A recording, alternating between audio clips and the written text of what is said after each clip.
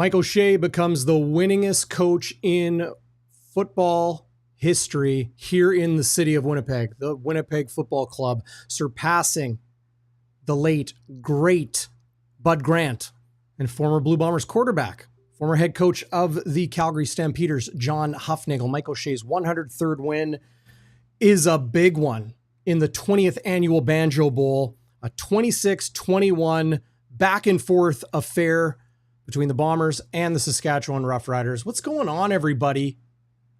Oh, yes, this is Game Day After Dark, your live Bombers postgame show here on Bonfire Sports. Be sure to stick around.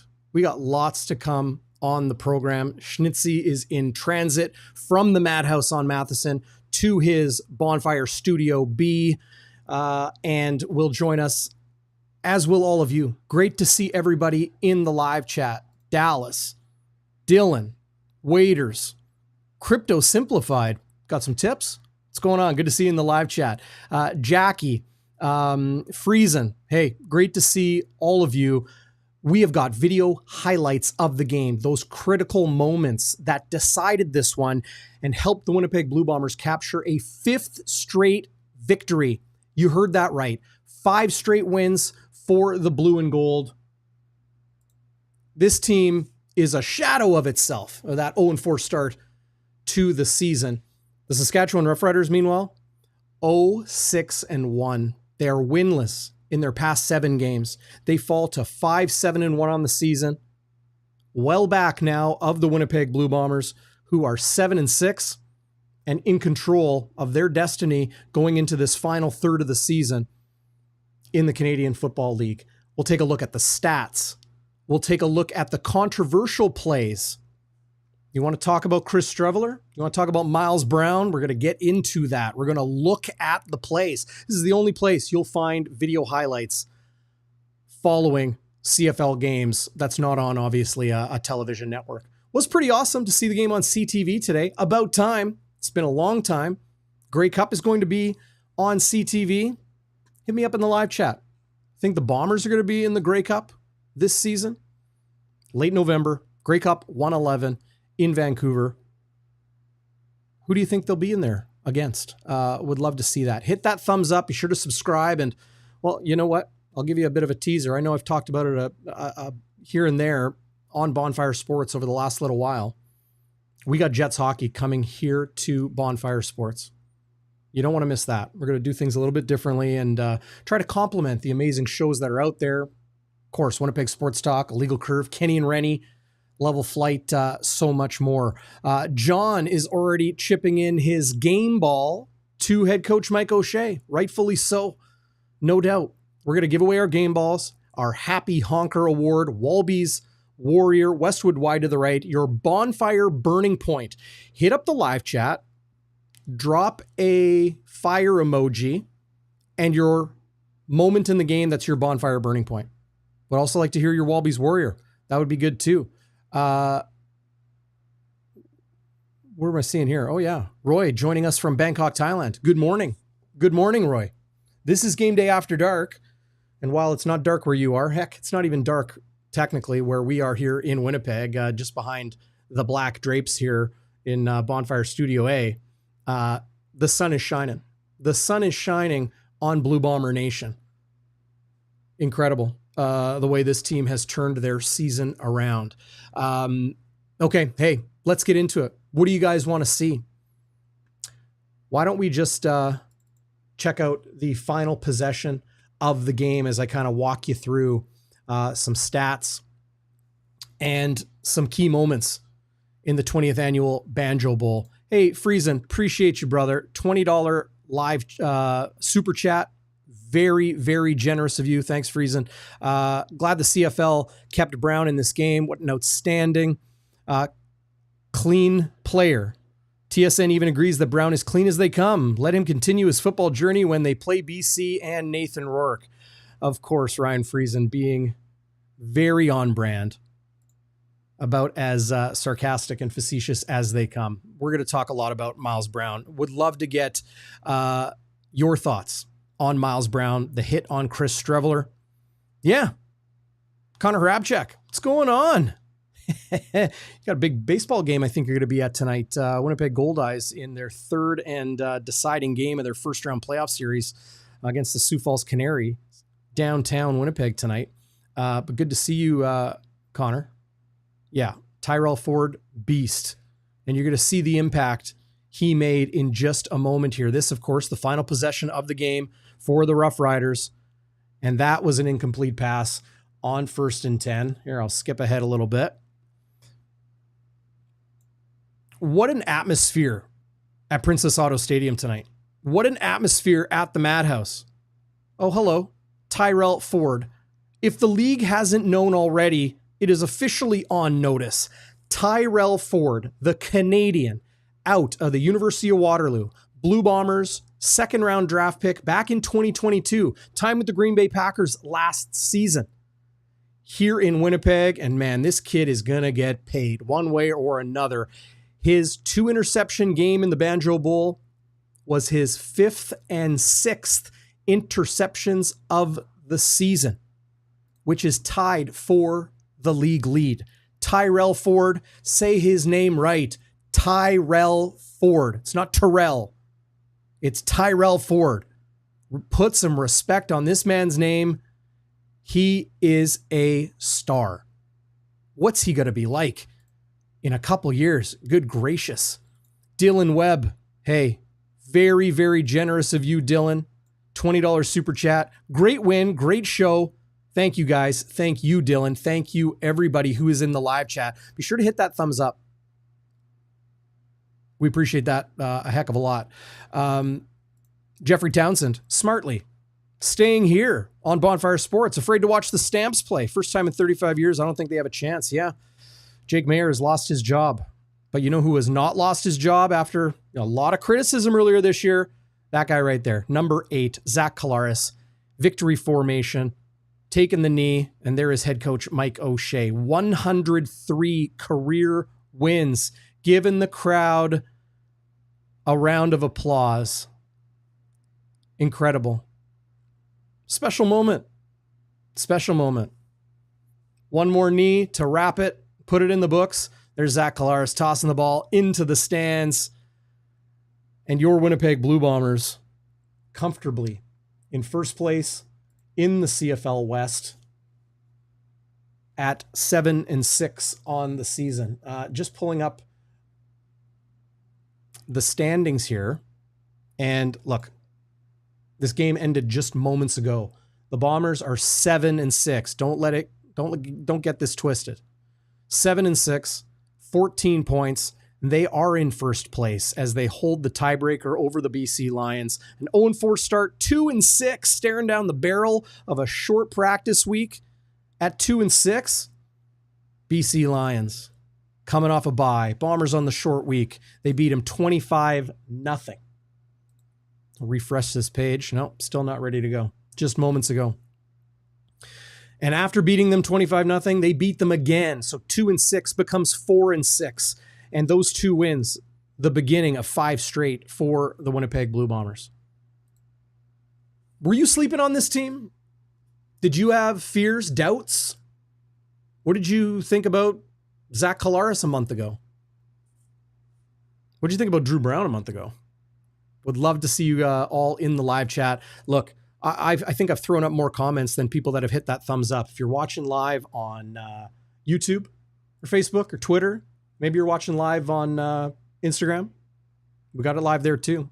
All of our social media handles at Bonfire WPG. Hit that up. And looks like I need a haircut. Maybe I should just cover it up here with the now available Bonfire Classic Black hat. Okay, you want one of these hats, hit up the Bonfire hotline, 204-816-TIPS, 816-TIPS, 204-816-8477. Text me. I'll get back to you. I'll put you in touch with, well, this is actually the old one. The new one is right there over my shoulder. It's got the Bonfire WPG on the temple. Oof, maybe I should be wearing it. Definitely need a haircut. Need a lot of things after that thrilling game, the Winnipeg Blue Bombers capture.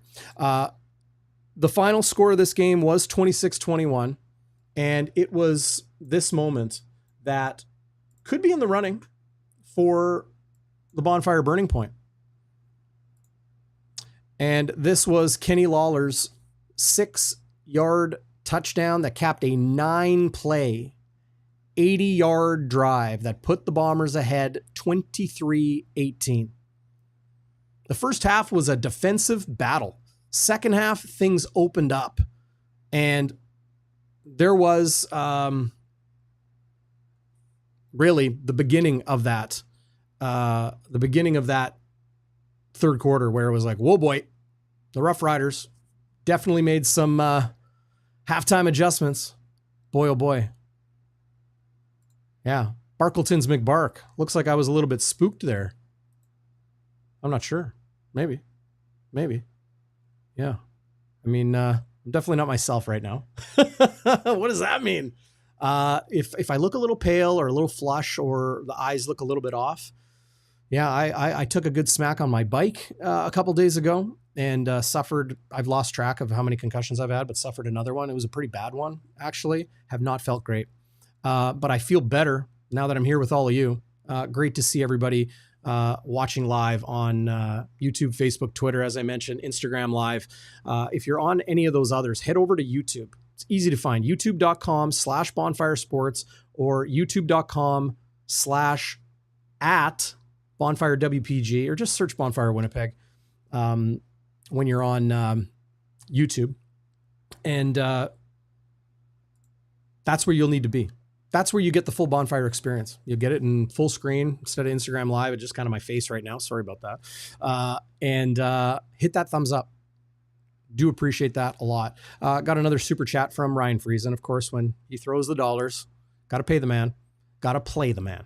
Friesen says, I had to put in another donation to say I think Streveler patted Brown on the back to say no ill will from him. I didn't catch that. That's interesting. Why don't we get right into it? Okay. There was a sequence in this game where this is what I'm doing is I'm pulling up the sequence where this all happened. Here we go. Nope, not that one. There's a look at the Instagram Live. Here's Chris Streveler on 2nd and 2 and throwing it deep downfield. Oh, what a shot that was to Kenny Lawler. But there's Chris Streveler down on the ground, writhing in pain, left knee. We'll get a better look at Miles Brown coming down on his knee. And of course, this opens the can of worms that really it reopens the can of worms that was already open on Miles Brown, his hit last week on Zach Collaros. Got a video breaking down all the angles and the slow motion look so you can really, that so often is worse than it can look. That is a tough shot for Chris Streveler to take. He did not return to the game. We saw a lot of, we saw a little bit. There's Wade Miller, outspoken, of course, following that hit on Zach Collaros in the Labor Day Classic. And of course, number 90, Miles Brown again. Look, lots of people out there talking about, like Friesen said off the top, they're saying he's not a dirty player. Look, I'm going to pause this and put myself on screen because this is important.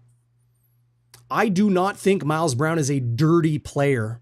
Okay. Dirty player. It's not something you can just throw around. Okay. Miles Brown, I really do not believe is a dirty player. I don't know Miles Brown. I've never spoken to him. I've never been in the same room as him as far as I understand or know.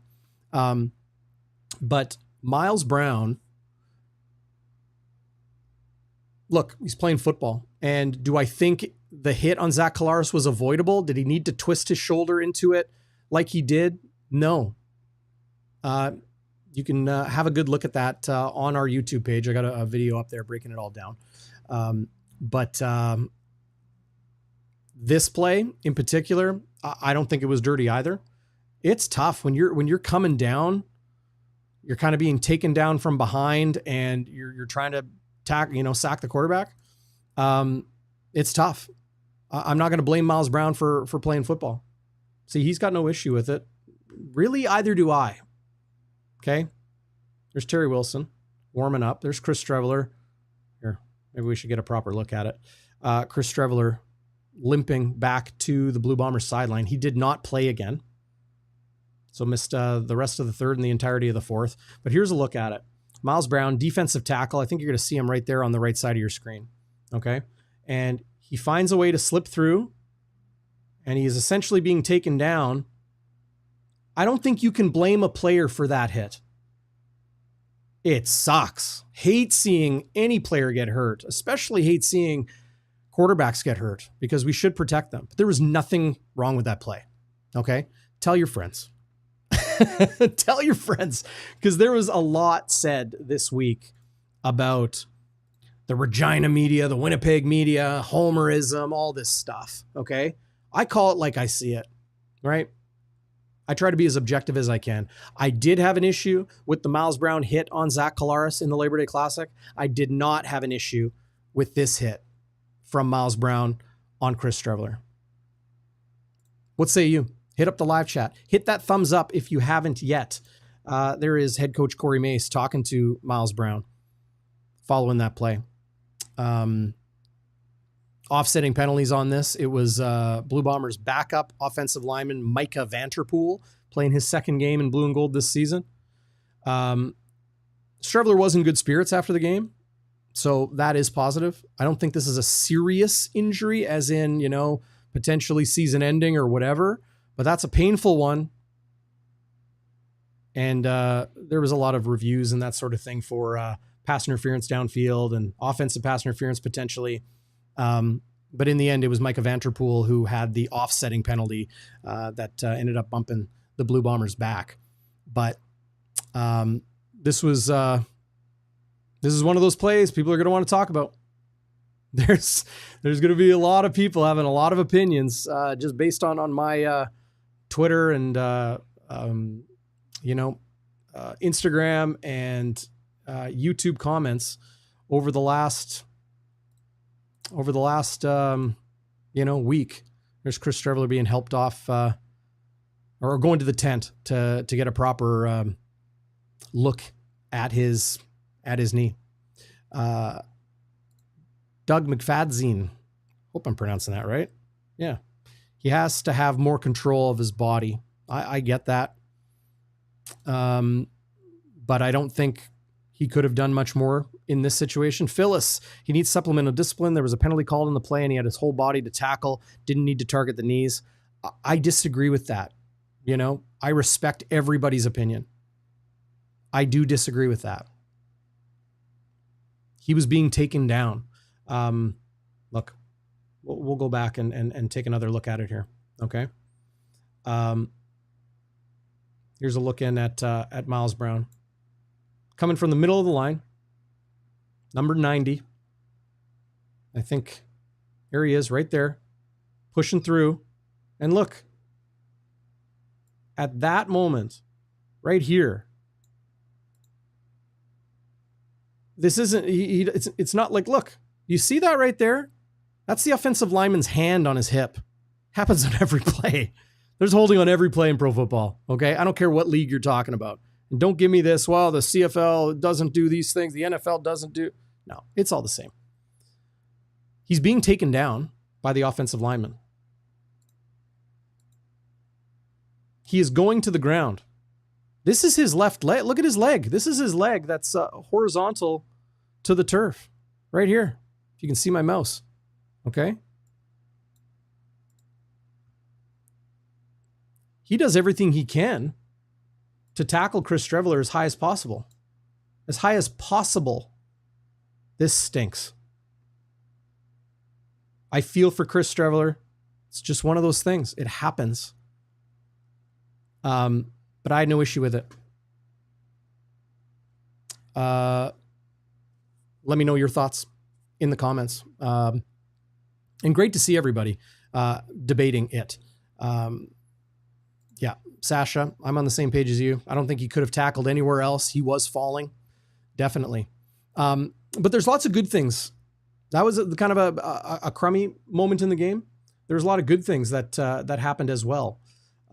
Winnipeg at that point was they did pick up the first down, and I believe that led to a score.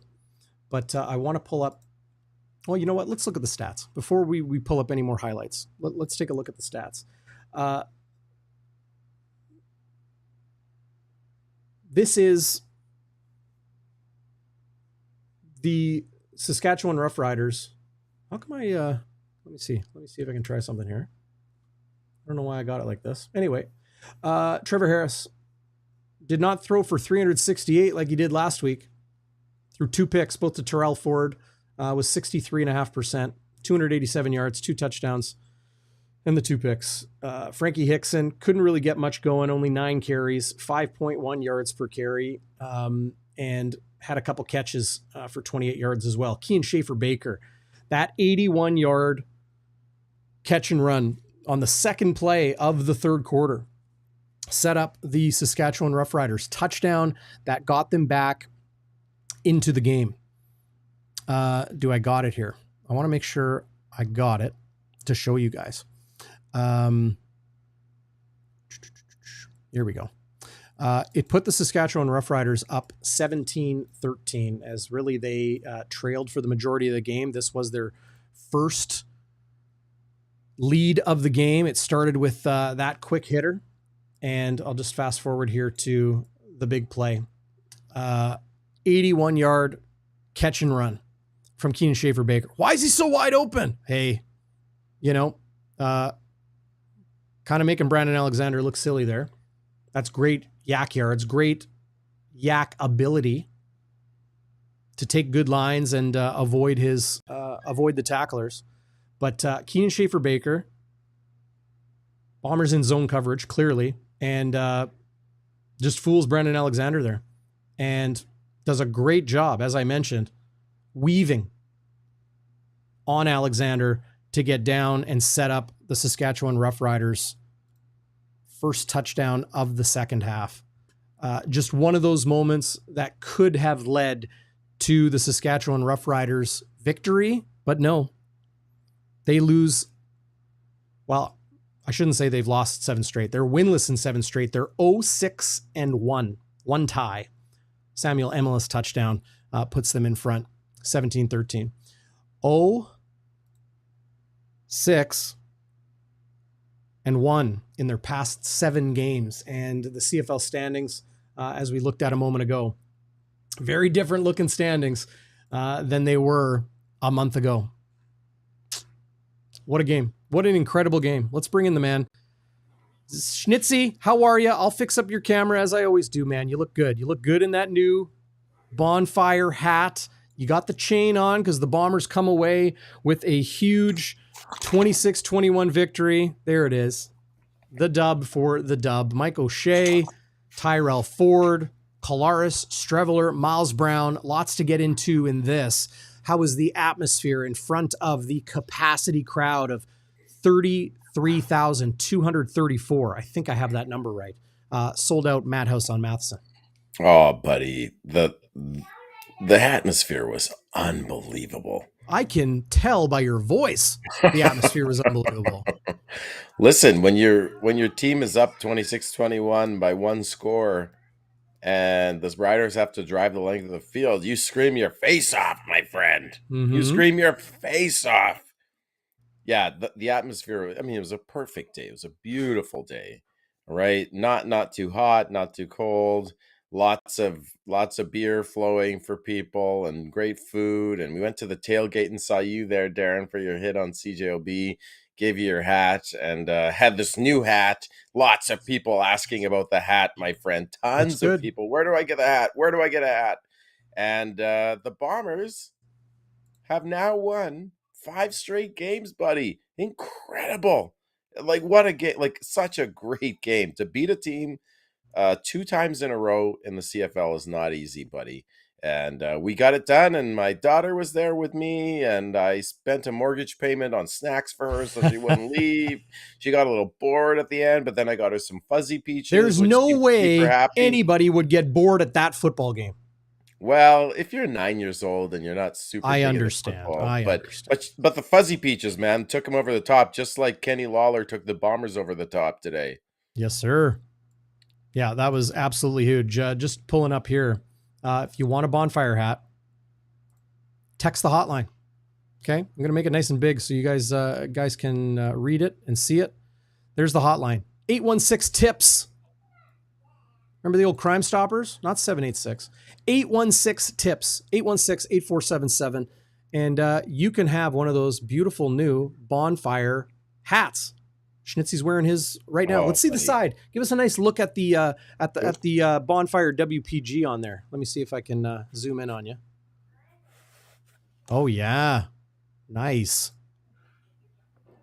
It's a good looking hat, man. It's you know what? And it's so comfortable. Like, it is such a comfy hat. I implore anybody who's a fan of the show, which of course you guys all are, get a hat from Darrin. It's Walby loved it. I gave him the hat when he was holding court in the concourse in the south end zone. Yeah, he was super happy. We got a picture, posted it on Twitter, and yeah, what a game. Get a new hat. The Bombers win. I'm there with my daughter. She's wearing the mother-in-law jersey. Nice. Saw my friend, new friend Shannon and her mom, and all sorts of fans. Tara was there. Everybody was there. Everybody who mattered was at this game, baby. That's beautiful. That is beautiful. I'm just going to pull this up here. There's you and Walby in your new Bonfire hats. Look at these two. Hey? Two beauties. Two absolute beauts. Schnitzy, Bluto, Zach Schnitzer, Chris Walby. Legends in their own right. Of course, there's the information. You want a hat for purchase, 816-TIPS, 816-8477. Don't call. Text. Send me a text, and you can look as good as these two absolute beauties. Schnitzy, lots to get to on the show. We've been talking about Miles Brown, Chris Streveler, and then Terry Wilson needing to come in for him. Whether that hit was dirty or not versus the one last week in the Labor Day Classic. We talked about Tyrell Ford, who is definitely now on the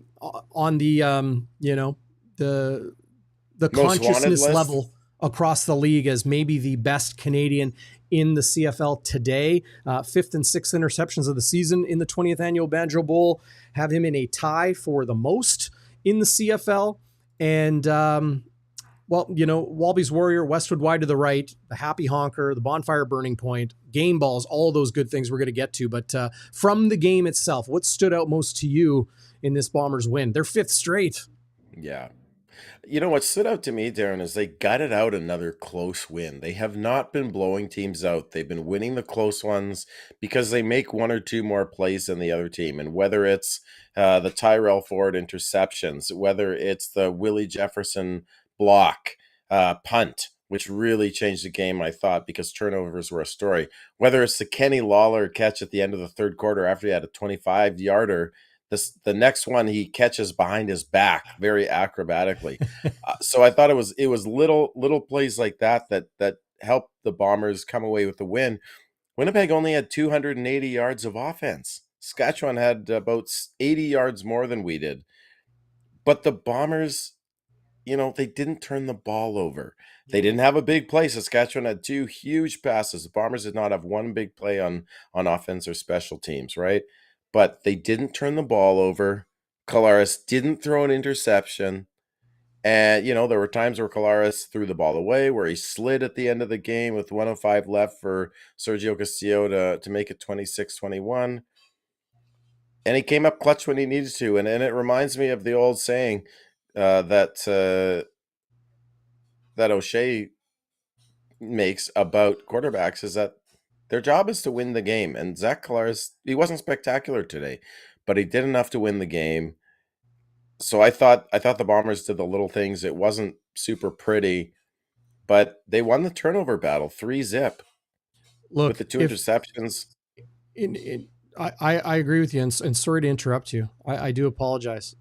The conversation around Zach Collaros, look, Mike O'Shea wants his team to play complementary football. When the offense isn't doing well, the defense picks up the slack. The special teams pick up the slack, and vice versa.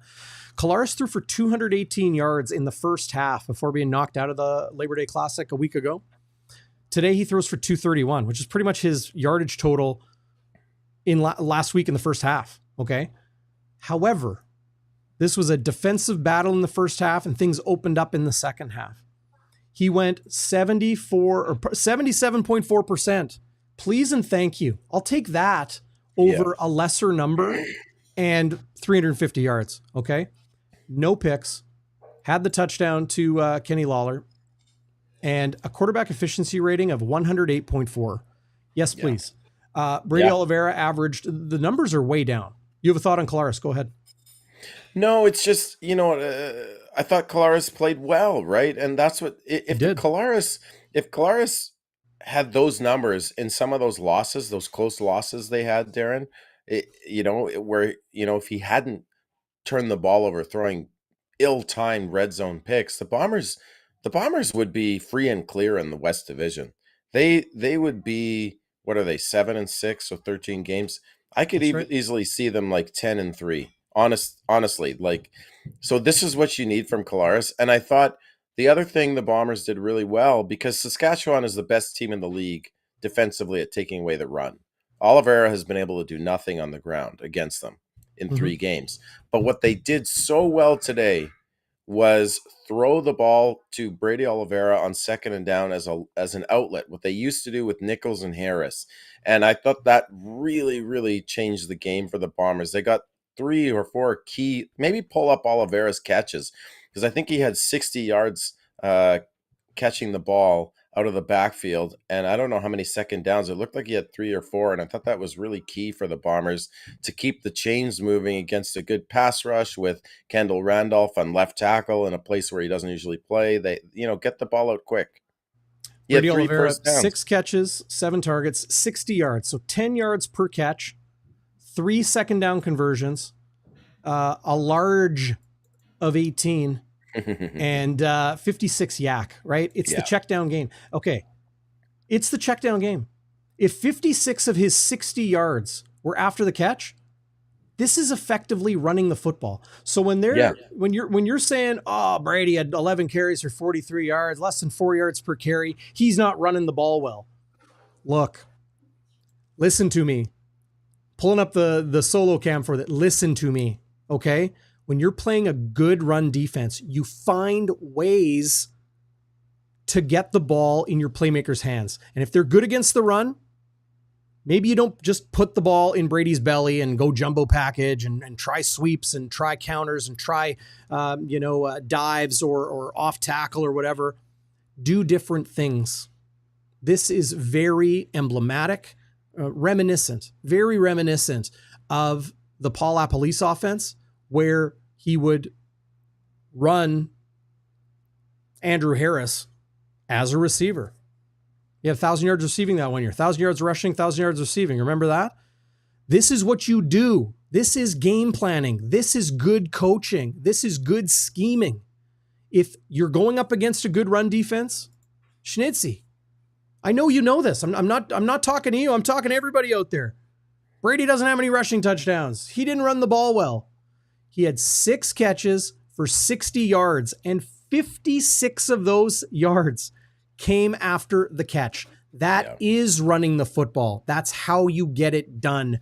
Kudos to Buck Pierce for a great game plan today to find ways to make it work. And isn't it crazy that the Bombers, what's your reaction when you hear that the Bombers had 280 yards of offense in the whole game? That is usually not enough to get it done. But when you block a punt and you get 2 interceptions, that is enough to win in the CFL. Mm-hmm. If you're, they only gave up 2 touchdown drives, the defense did enough. But 280 yards is not very much in the CFL. So in some ways, it's kind of crazy the Bombers won this game. This was in the second quarter. Brady Oliveira with a nice 12-yard chunk that then led to another. I almost don't want to spoil it, but hey, Nick Demski got them into the score zone, led to a field goal for them to take a 13-7 lead in the second quarter. But that's what you need to do. That right there is what you need to do. Brady Oliveira, I was getting text messages during the game, Schnitzy. They got to get Brady a touchdown. Hey, I wanted to get him a touchdown. Yeah, for sure. I get it. Okay, I get it. Great catch there from Nick Demski. Great catch there. I want to pull that back. Man, that was nice. Great ball from Collaros. Drops it in. Watch the Riders players converge. Look at that. Yeah. 1, 2, 3, 4. You could even say 5 down here. Okay. That is good quarterback play. And Demski climbs the ladder to find the spot and make the catch. Darrin, after you show this one again, a lot of people on the chat are talking about the time of possession, the reason the Bombers won. And I think that's a really, really solid point. If you can pull up the time of possession, because I think when you have 280 yards of offense in the CFL, you don't usually win. And so they were perhaps just grinding out the clock and got solid field position all night. Yep. It's an interesting point. Time of possession was an 8-minute spread. It was 34 minutes for the Bombers, 26 minutes for the Roughriders. Here it is here at the bottom of your screen. Okay. Yeah. There we go. You can see it here. Sask, 26. Winnipeg, 34. You know, that's what they needed to do. And it worked really well. Great game plan.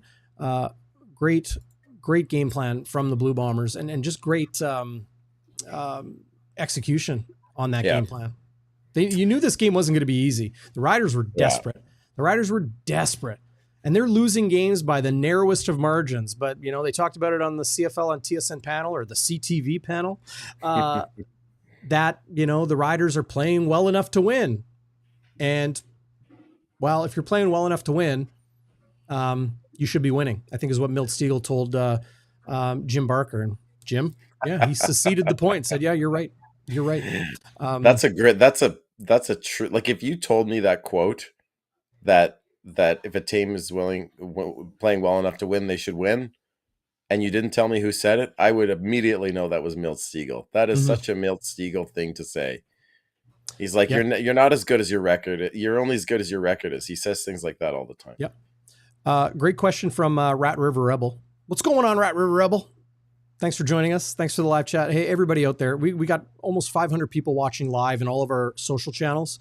Hit the thumbs up. Hit the thumbs up. It's that easy. How many people are watching on YouTube? Can I even, can I tell? Oh, yeah. I don't know. Can you? Yeah. Like a third of the people watching on YouTube have given a thumbs up. So go hammer that right now. Okay. And use the little share sheet and click share, send it to somebody, send it to yourself, watch the rest later. That would be awesome. But great comment from, or question from Rat River Rebel. I think I lost it. Oh yeah. What did you think of the Brady Oliveira direct snap? I want to pull that up. Here we go. Look at that. Oh yeah. I missed that. I was making notes on my phone and I saw sort of the tail end of that play. Oh man. Who are you making notes on your phone for? Is it for me? Of course it's for you, dude. No, it's for us. Anything for you. It's for everybody watching. Here's the direct snap to Brady Oliveira. Okay. 2nd and 2 with 2 minutes left. Okay. Yeah.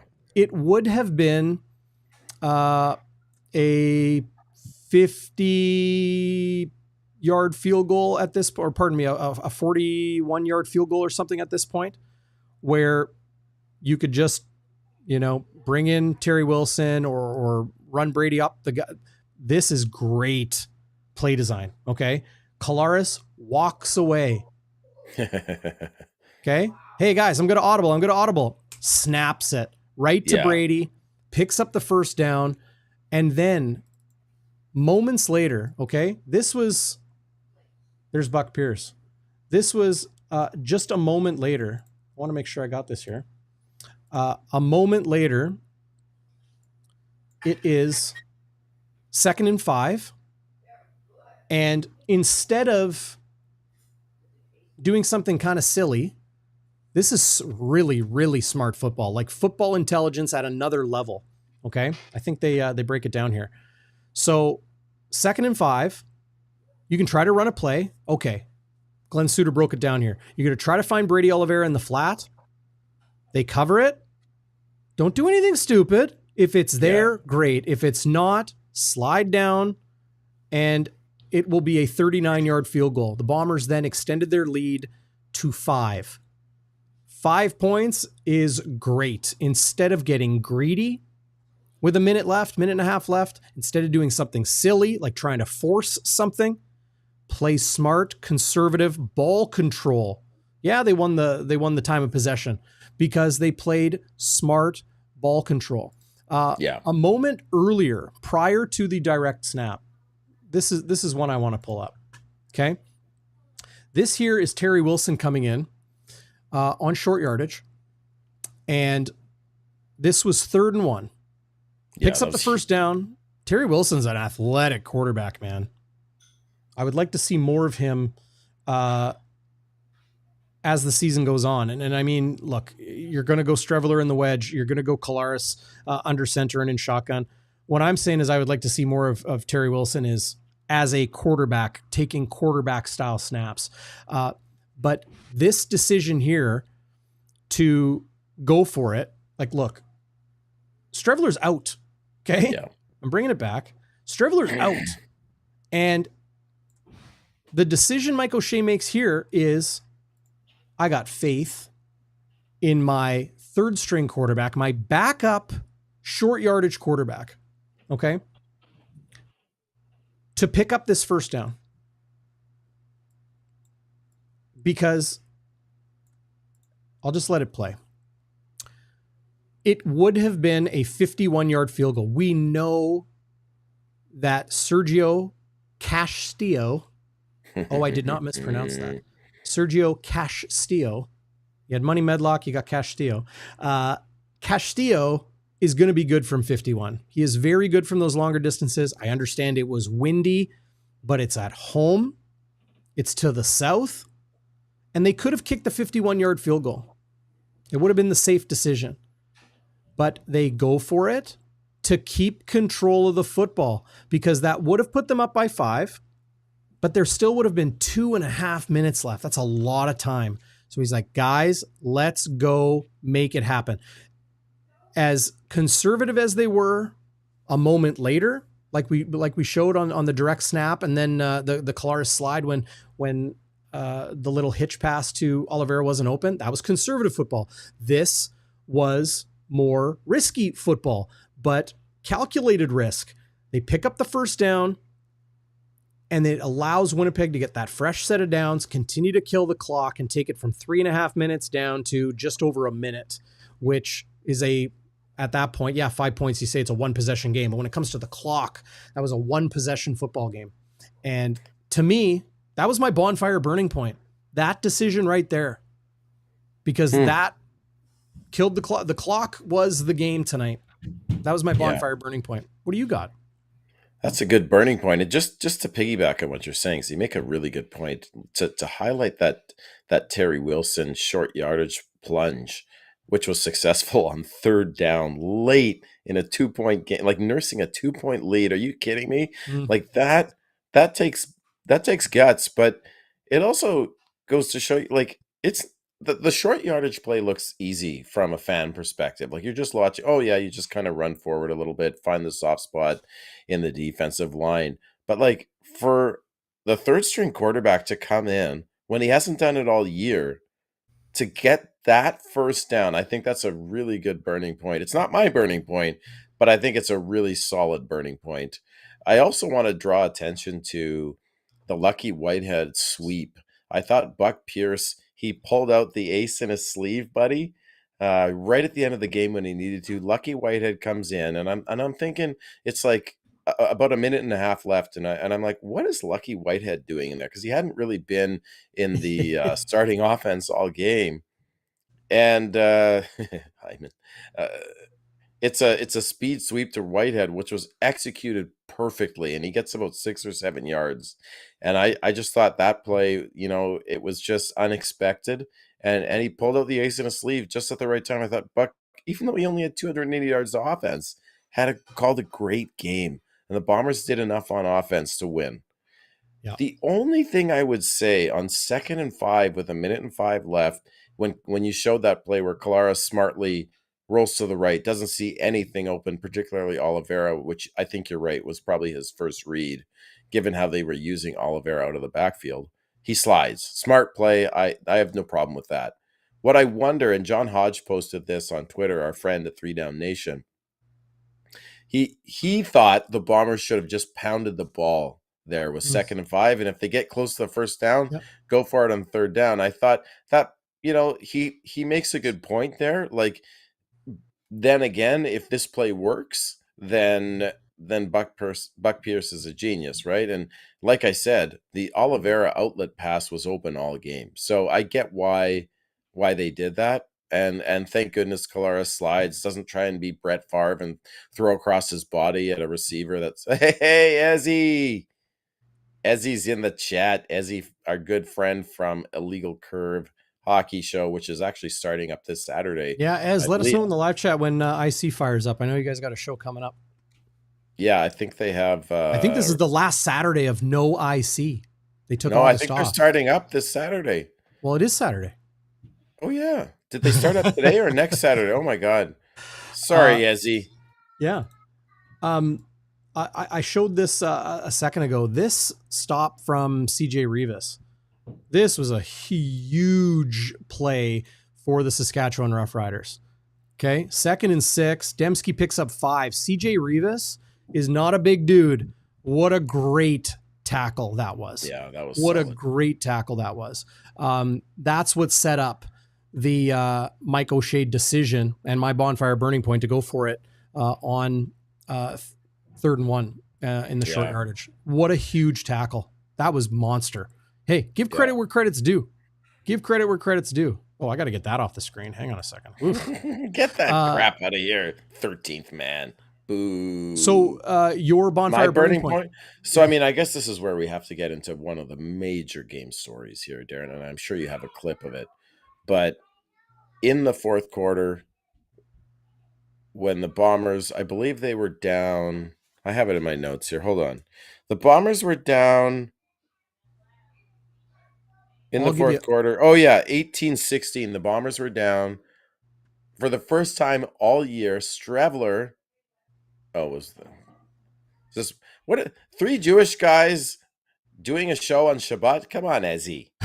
Come on. Don't you have some respect? I mean, I get that we're doing the same thing. Yeah, I'm fired. I'll take it. Sean Reynolds, I think, was on their show this morning. I saw that tweet. I'm sure it was an awesome show as usual. I thought so. The Bombers were down 18-16. Of course, they go ahead with the Lawler touchdown as my burning point. The 6-yard touchdown when Collaros rolls out. But the Miles, you got to talk about the Miles Brown hit low hit on Chris Streveler. The Bombers were absolutely incensed. The crowd, I have never heard the crowd that angry. I got to tell you that, Darren. Never heard them that angry. That is in the 4th quarter with the Bombers down by 2, and it sparks a touchdown drive that was absolutely crucial that the Bombers had to have, and that puts them ahead 23-18, and they would never relinquish that lead. And I don't know if the Miles Brown low hit on Streveler galvanized the team per se. They may have been able to do that anyway, but an emotional response. And what I mean by that is, like, I'm sure all of the Bomber players were irate. They were absolutely irate. And to be able to harness those emotions, funnel those emotions into a key game-winning drive, I thought said a lot about the character of this team, the coaching on this team. You could easily get out of hand with your emotions in that instance. It's like when I was a kid and someone, took a cheap shot on me, and when I was playing soccer, and I didn't control my emotions, right? I just ran after everybody, slide tackling. I, get a yellow card or a red card, right? As a team, you have to take that energy and you have to funnel it in. And they were able to harness it, and they get the all-important go-ahead touchdown. I know you have the drive here, but it brings up the main story. One of the main stories of this game is, what do you think of that Miles Brown hit on Chris Streveler, folks? You're seeing it right now. He wraps up his legs. It looked completely unnecessary. He was falling, but he followed through. And that looks intentional to me. I talked about this. Yeah. Well, I Sorry, just wanted to Schnitzy. say he may have ended Streveler's season. I don't know. Streveler did not look good. Yeah, I hear you. I hear you there. It didn't look. I don't want to speak out of turn. I interrupt you enough. No, I don't No, want to go speak ahead. out of I'm, turn. I'm interested in your take because I didn't Yeah, hear you at the beginning of the show. my pure speculation. Okay, look, that's why they pay us the medium bucks here. Okay, pure speculation. I think Chris Streveler will be okay. I don't have any indication from O'Shea or the Bombers or anybody like that. Okay, no reporting happening here on this point. Pure speculation. I think he will be okay. And I talked about it off the top of the show. So for those that are joining a little bit later, welcome. Hit that thumbs up. But the way I saw it, I'll bring it up here. I talked about it off the top. Miles Brown's hit on Zach Collaros in the Labor Day Classic, to me, was a penalty. Okay? To me, was unnecessary and avoidable. This play, to me, was not unnecessary or avoidable. Okay. I'll just keep talking. I'll let it play as we saw it in the broadcast on CTV today. Miles Brown beats his man. There he is coming through. Okay. On his hip here. That's the Winnipeg Blue Bombers offensive lineman's hand. He's taking him down. Miles Brown's leg right here. Horizontal to the ground. There is nothing more he could have done to elevate his body or tackle Chris Streveler any higher. Okay? To me, there is nothing wrong with that hit. It wasn't late. It wasn't intentionally low. It hurts Chris Streveler. You hate seeing that. But I had no issue with Miles Brown's hit in the Banjo Bowl. I did have an issue with Miles Brown's hit in the Labor Day Classic. That's the way I saw it.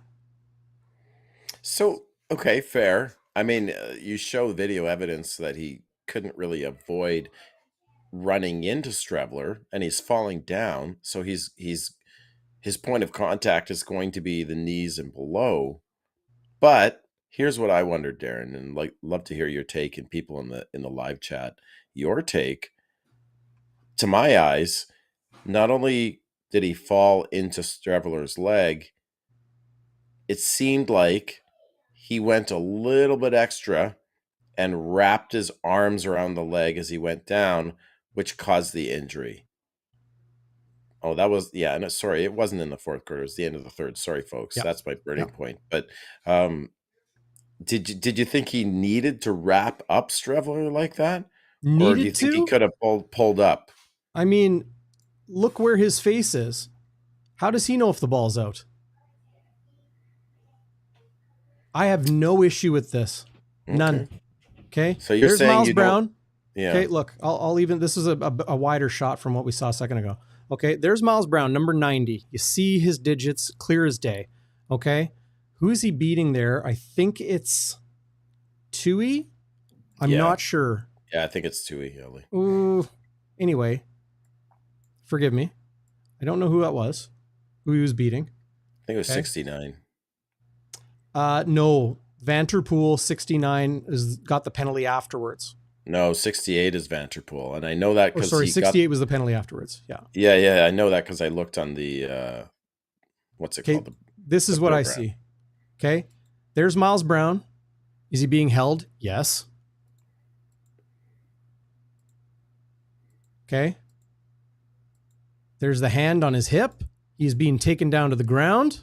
He is doing everything he can to use the power in that right leg to drive towards the quarterback. Ball's in Chris Streveler's hands. You hit the quarterback when the ball's in his hands? Yes. Ball's still in his hands. Ball's still in his hands. Where's Miles Brown?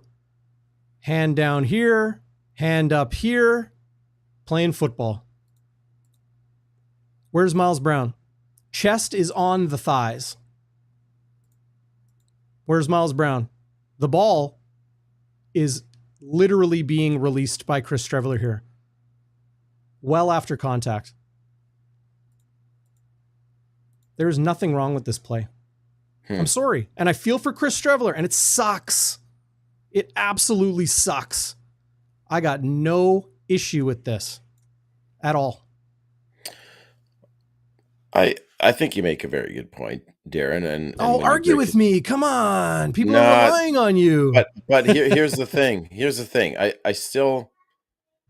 You still have the fact that the referee threw a flag. Now, do they throw a flag because it's a low hit, whether it's intentional or not? Is that what you're saying? Do they throw a flag because it's Miles Brown? Well, is it roughing the passer if you tackle a guy the knees and below? It is. So your point is it's not intentional, but he still gets the flag. Is that right? He hasn't even fully wound up yet. Right, but is that what you're saying? Now it's he's not wound intentional? up. And Miles Brown is contacting Chris Streveler here. Looks like his hand is touching his chest. It looks like Miles Brown's chest is touching Chris Streveler's knee and thigh area. Where is he hitting him? The ball is still in Chris Streveler's hands. He's hitting him in the thighs. And yeah, he comes down and kind of rakes down. Why does he get a flag? Why does he get a flag if he's hitting him in the thighs? I don't know. I do not know. But I can tell you, as we break the film down, there's no issue with this hit. You can disagree with me. Everybody in the live chat, disagree with me. That's cool. Love the debate. If he's hitting him in the thighs, then why does Streveler's knee get injured? He hits him in the knees, which is a roughing the passer. You can't hit a quarterback in the knees. Isn't that why did they throw the flag then? Yeah, I hear you. So you're saying they shouldn't have even thrown the flag for roughing the passer? I'm not saying anything about the flag. I'm telling you what I see. I'm not here to, chop up the officials and what they do and all that. I'm telling you what I see in the play. Last week in Regina, I saw an unnecessary hit to Zach Collaros' head. Okay. And Game Night disagrees. Schnitzy, you disagree. Chris Joyle, I haven't even read this. DB trying hard to be unbiased that he's going the other way. He's literally bucking the guy's knees backwards, and most everyone is in agreement, even coaches, owners, players. Owners? Did I miss something? I don't know. Did we hear from an owner? I think he's maybe by owners he's referring to Wade Miller. Yeah, but we don't know what Wade thinks of this hit because they showed him on the screen. It'll be interesting to see what Wade has to say. Apparently, there was some retaliation against Wade. I don't know if Wade's going to say anything. Well, and I say he's probably not going to say anything because he probably got fined. We don't know for sure, but Dave Naylor alluded to that. Yeah, he got fined. So Darren, here's Doug the thing. says ending is contact below the knee. Yeah, the ending of it is, but he didn't hit him below the knee. He hit him up high. He hit him in the thighs. I've showed this. Well, he hit him in the thighs and came down on his knee. Well, so you're telling me when you tackle somebody, you tackle a quarterback, you have to hit him in the thigh and then let go before? Yeah. No. Because if Zach, that's not football. That's not football. But he wraps him up, Darren. Regardless of where the ball is. Yeah, he wraps him up, and the ball is in Chris Streveler's hands. What is He can't wrap him up below the knee. He can't. That's illegal. That's why. Tell me something, Schnitzy. Tell me something. Okay, was this a late hit? Was this a low hit? Was it one or both of those things? Tell me. I believe that it was a low hit. I think you have a very good point that the ball wasn't out of his hands. So I get why he tries to hit him because he doesn't see it and he's being pushed into him. Let's remember too. Let me finish. Yeah. Let me finish. Taken down. But it's a low hit because he wraps up as he's going down the thigh into his knee. He's playing football. He's playing football illegally. You can't wrap. He didn't need to wrap him up. Who cares where the ball was? What do you want him to do here? I want him to fall into Streveler. He can't avoid that. Fall into Streveler, but don't wrap him up with your arms below the knee. Zach, the ball is in Chris Streveler's hands. You're telling a football player to not wrap up when the player he's trying to tackle has the ball? Not below the knee. He's not below the knee. But here's he the is. knee. Here's the knee. Play it forward. Zach. Yeah, here's right the there knee. he's Zach, not. here's the knee and here's the knee. Look. Then he slides down. Yeah, because he's finishing his tackle. You can't expect a guy. But you can't finish the tackle below the knee. That's the rules. Zach, you cannot expect somebody to tackle somebody and let go the moment he starts up high in the thigh, and the moment he gets to the knee, you got to like come off of him. That's not reality. But don't wrap up. Not reality. I think it is real. I never played D line, but I think you can let up a little bit. You don't have to wrap up and close down his legs as you fall forward. He didn't. Don't have to wrap up. How do you not wrap up when he's wrapped up and the ball is still in his hands? How do you not wrap up? What? Play it. He could have just left his arms kind of dangling there. It's coming here. Let's play it in slow motion. I'll tell you exactly when he should have let up. Right there. He doesn't need to wrap him up like that. So you're telling me his face is in Chris Streveler's thigh, right here. Miles Brown's face is below Chris Streveler's waist, and he's supposed to know that the ball is gone. He's supposed to know I don't give a shit when the ball's gone. I get what you're saying that he's following through on the tackle. He's wrapped up. He's wrapped up. You're telling me the moment he's wrapped up and that the person he's tackling is still on his feet, you're telling me he's supposed to let go right now and let the player just not get tackled. Yeah. There is nothing wrong with this hit. No. It's below the knee. He can't wrap up. It's like saying if you're a D lineman and you're going after the quarterback, the ball's still in his hands and he's cranking it back to throw it and he hasn't thrown yet. Well, he hasn't thrown yet, so you can get him in the head. Because he hasn't thrown the ball yet, you can get him in the head. Of course you can't get him in the head. Of course you can't get him in the knee. You can't do it. It's illegal. That's why I'm not saying the refs are perfect, but that's why he was flagged. For roughing the passer. And he's a repeat offender, so I'm not giving him the benefit of the doubt on this one. I'm sorry. This is the third one. He rolled into Drew Brown and knocked him out of the game. He knocked Collaros out of the game last game with a headshot, and it was a headshot. And you and I agree on that. This was a dirty play, I think. I think you fought valiantly, Darrin, but I'm going to squeak this one out. Oh, last second field goal, Castillo from 60 yards. I know what I will secede is that we should never analyze plays purely by slow motion or purely by still image. But you're telling me that a player's chest is on a quarterback's thigh, not knee. Hang on. Here he is. Right there. This is his chest. Chris Streveler's knee is the blue. Okay? And you're telling me you want him to not finish this tackle. That's what you're telling me. You're telling me you do not want him to finish this tackle. That's exactly what I'm saying.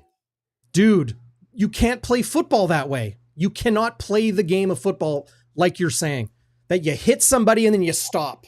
You can't. Do it all the time. They let up on a quarterback all the time, Darrin. Especially with if the head is exposed. They let up all the time. Yeah, completely disagree. All I got to say is this. Regina, experience Regina. Yes, sir. That's for you, Pat Rathwell, one of the organizers. There you go. One of the organizers of the 1930 Crew bus tour. Who I've been talking this bus tour up, Darrin. All game today, people were asking me how was Regina. I'm like, you got to go on this bus tour because they take care of everything: the ticket, the ride, the hotel, to and from the game, going to Wayne's World. It was just an incredible experience. And I tell people, you actually save money. You don't have to pay for gas. You don't have to pay for a hotel. When you buy in bulk, when you're organizing these tours like Rathwell and Jeffrey Bannon and Tara Maslowski, right? They get you deals, man. And awesome. All you got to do is show up and enjoy and party. Like 1930 Crew, they could easily fill 2 buses next year, buddy. Mm-hmm. Incredible.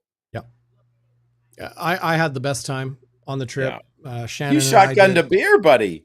Well, yeah, because After Brandon, you guys wouldn't let up. we wouldn't let up, but you had to wait. Some reason you had to wait till after Brandon to shotgun the beer. It was an impressive shotgun. It was Yeah, it was good. like I showed you guys a little farmer trick. Yeah, tell us about the farmer trick.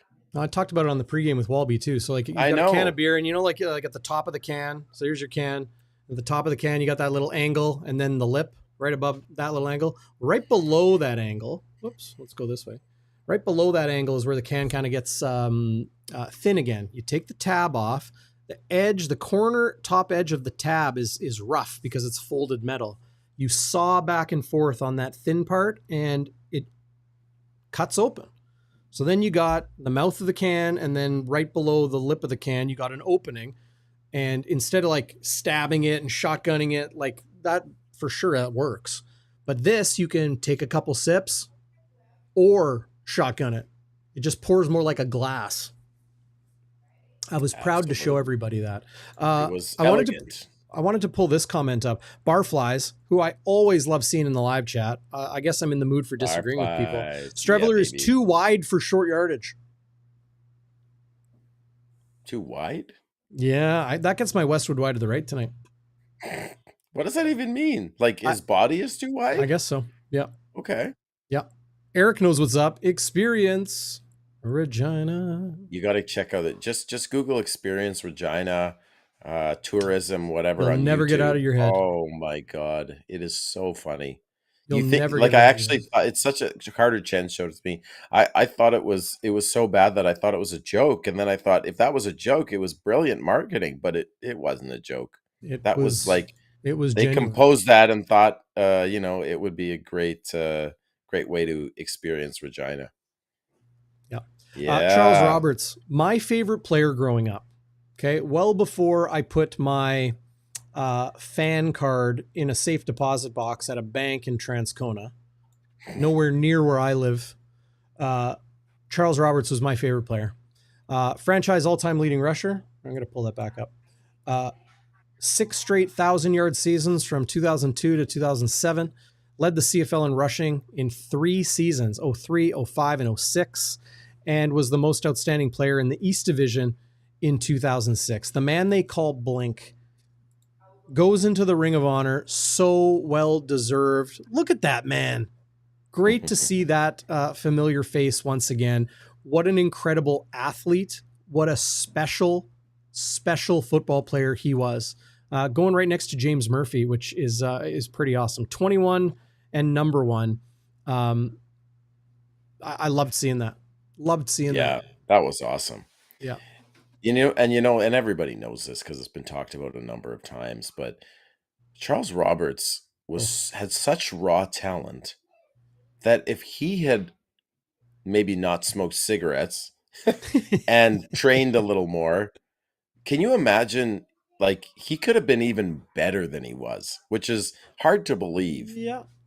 He could have been even better, but he beat to the beat of his own drum. He did.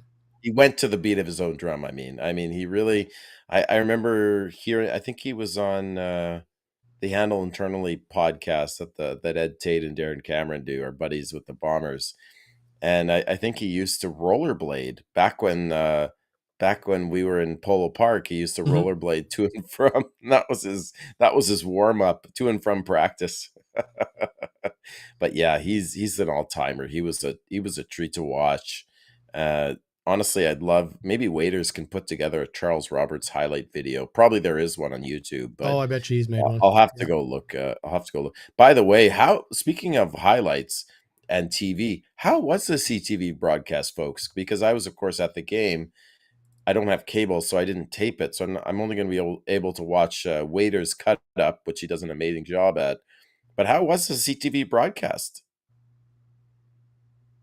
Yeah, I don't know, Darren. What do you think? Yeah, it was good. Like, I congratulated Dusty, good friend of the show, Edmonton Sports Talk, and CFL and TSN, Dustin Nielsen. Caught him as I ran out of the building at halftime, as I always do. Congratulated him on getting the call. getting the shoulder tap to have the call with Glenn Suter. But there it is. CFL on CTV back again. This is the first of a handful of games during the regular season that they'll do. Of course, the 111th Grey Cup will be on CTV as well. But then, YouTube does rule supreme. Jeff Kabila is pointing out that Waiters channel is greater than CTV. Totally agree with that. It was good. I know a lot of people were like messaging me this week. They're like, "Oh man, I can't find a way to stream this. How am I going to, how am I going to watch the game?" Because a lot of people just pay for TSN and don't have CTV per se, and they might have been out of luck. I'm not sure how that all shook out. Oh, Waiters getting all the love today. Maybe so Waiters even though gets it was a game ball. Sorry, Darren. Even though it was CTV, and people chime in on the chat here, even though it was CTV, they had the same commentators. They had John Lewis. So was it just TSN like broadcast CTV and CTV. name? Yeah. Oh, okay. Yeah, it was like like you look at the highlights or whatever. You guys have seen them. It was all the TSN graphics, TSN in the top left corner, CTV in the top right corner, and in the end, I'm curious. Like all the other games today are on TSN, but I do know if you went to the TSN website and you like clicked on watch live or whatever, like you normally would if you were just kind of streaming the game, that it took you to CTV's website. So I don't know if people had trouble doing that. Yeah. Well, thank goodness for Waiters. I always rewatch the game on Waiters YouTube. Waiters I watch it on 27, TSN. folks. I mean, I pay for TSN. You can rewatch the games on TSN. Sorry, I know you can, but there's so many. YouTube is very commercials. convenient, though, isn't it? Yeah. There's so many commercials on the rebroadcast on TSN. If you have TSN Go, which I do. One Bird, how you doing, buddy? Yeah. Fellow member of the tribe. Love you, buddy. Love you, buddy. Yeah. Darren, these bonfire hats, just to digress here, we were at a shout out to I just, if I can, okay, real go quickly. Ahead. Go ahead. Then I'll go to this. Chris Red Wing says, tough look for CFL and TSN, would rather do a college games for one of the biggest games of the year. That's not what happened here. Okay. This game was showcased on CTV. It's a bigger network. It's a non-cable channel. This wasn't TSN saying we're not doing the game. CTV, TSN, the Discovery Channel, Crave, HBO, whatever, it's all the same company. It's Bell Media, right? They chose to put this game on a bigger channel, a bigger network, and it's a long time coming. I'm on the executive of the Football Reporters of Canada. Our membership is strong. We have all of our members national and in all 9 CFL markets and beyond. We even have members in the United States. We have been part of, this conversation at a distance in this particular instance, but about getting these games on CTV. They should be. They should not be on a cable channel. They should be on a main network. The Grey Cup should be on a main network, right? Channel 2, Channel 12, right? You got all the American networks, CBS, NBC, ABC, whatever. In Canada, you have Global, CTV, and CBC. Those are 3 different companies. And, without getting into all of it, this game, this Canadian game that we all love, needs to be showcased properly. So when you have the Banjo Bowl, which is the biggest game of the year in this part of the country, maybe Labor Day, up there with it too, it should be on CTV. So kudos. I agree. Them. Yeah, like it. That's awesome, DB. I think you make a great point, and we'll see. Is the Grey Cup going to be on CTV? I assume as well. Yes. Yeah. Okay. Yeah. But does that mean you can't watch it on TSN as well? I don't know. Just CTV. Anyway, I don't know. I just wanted to give a shout out to the organizers of the Prairie Rivalry Bash last night at Finns McCool's at Grant Park. They did an incredible job. That's Bomber Reaper and his better half, Lisa, also known as Bomber Vixen. Just great people, salt of the earth, great rider fans that showed up, including Ryder Charm, and many others. And it was just a great night. So next year, if you haven't been, check it out. Look out on Twitter for the announcement. It's just a live band, and I was able to go there with a box of Bonfire hats. And those folks who went had an exclusive chance to buy them right from the box, right from. Oh, Schnitzy. Sorry about that. That's sorry. okay. I think I muted you for a second. I just wanted to showcase the hats here. I think we got you back, though. Yeah, we got you back. Yeah. No, yeah. It was quality, right? Beauty. This Absolutely. is why stitched in. Yeah. This is why I didn't have them ready for the 1930 crew and the Labor Day Classic in Regina. I was going to have a couple dozen to sell. Want to make sure we got them right. Beautiful raised embroidery. We even did some prototypes where it was like more silicone, like a very high quality badge. But I think this looks pretty dang good. Shout out to our friends at 𝘎𝙤𝙧𝙚. We're going to have them for sale. More information on that. But if you want a Bonfire hat, text the Bonfire hotline, 204-816-8477. The number is in the description in the video below. You can find the number on bonfiresports.ca, all of our social channels, Bonfire WPG. You'll just text us, 816-TIPS, 816-8477. Yeah, baby. Yeah, baby. Okay. WALBY'S Warrior. Who you got tonight? Let me look at my notes. My WALBY'S Warrior, my friend. First, I'm going to give my honorary mention to Drew Wolitarsky. You could call it Wally's Warrior. Drew Wolitarsky was knocked out of this game early. I think it was the first quarter on a key, one of his patented second down conversion catches, right? He comes back into the game, gets another 9-yard catch on I believe it was 2nd and 10 in the fourth quarter, and he gets just pasted as he's falling to the ground by the Rider defender, and he limps off the field. And I just thought he was tough. He was tough. He didn't end up coming back, but I think that was probably precautionary. But man, he just takes big hits over the middle. That's what happens to possession receivers like that. And he hangs on to the ball. So kudos to Drew Wolitarsky. But my Warrior is Mike. I don't know his middle name. 𝘎𝙤𝙧𝙚. 103 wins as a head coach of the Winnipeg Blue Bombers, folks. Passes the legendary Bud Grant at 102 in style for Blue Bombers wins. 10th year as a head coach. Just an absolute legend now is Mike 𝘎𝙤𝙧, and I'm fairly certain there will be a statue of Mike 𝘎𝙤𝙧. Oh, yeah. 20, 30 years down the line. But you know what Mike 𝘎𝙤𝙧 would say? I say this tongue-in-cheek, of course. Over my dead body. It may have to be a while. Look.